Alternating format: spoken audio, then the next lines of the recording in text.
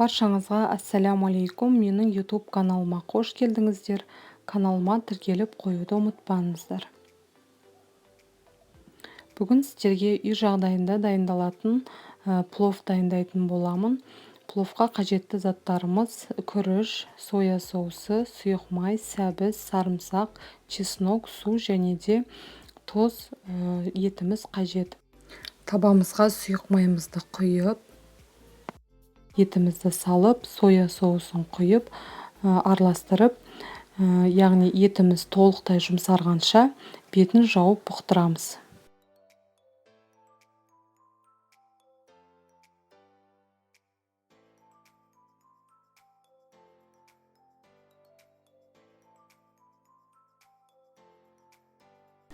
Етіміз піскенше сарымсағымыз бен сәбізімізді турауға кірісеміз. Сарымсағымызды 2 бөлікке бөліп, әр бөліктерімізді осылай ұсақ бөліктерге бөліп аламыз. Одан кейін бөлінген бөліктерімізді барлығын жақсылап ұсақтап турап аламыз. Одан кейін сәбізімізді осылай жұқалап турап аламыз. Әр бөліктерімізді жіңішкелеп, барлығын жақсылап турап алуымыз қажет.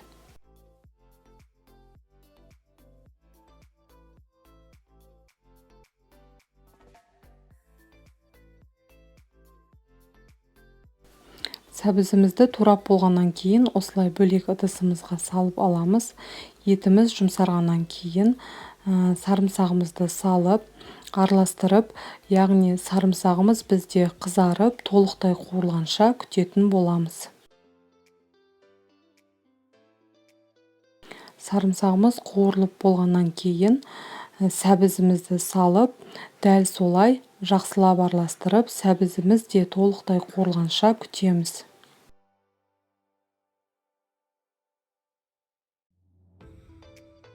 Сарымсақ пен сәбізіміз толықтай қуырылып болды. Енді суымызды құйып, дәміне қарай тұзымызды салып, чесногымызды салып, суымыздың қайнағанын күтетін боламыз. Суымыз қайнады. Енді толықтай күрішіміздің барлығын салып, дәміне қарай паприкамызды салып, барлығын жақсылап араластырып алуымыз қажет. Яғни күрішімізді қайта-қайта бетін ашып, қайта-қайта араластыра бермейміз. Бір рет араластырып болғаннан кейін, бір 5-10 минуттан кейін қайтадан жақсылап араластырып аламыз. Одан кейін бетін жауып, яғни толықтай піскенше күтетін боламыз. Міне біздің үй жағдайында дайындалатын пловымыз дайын болды.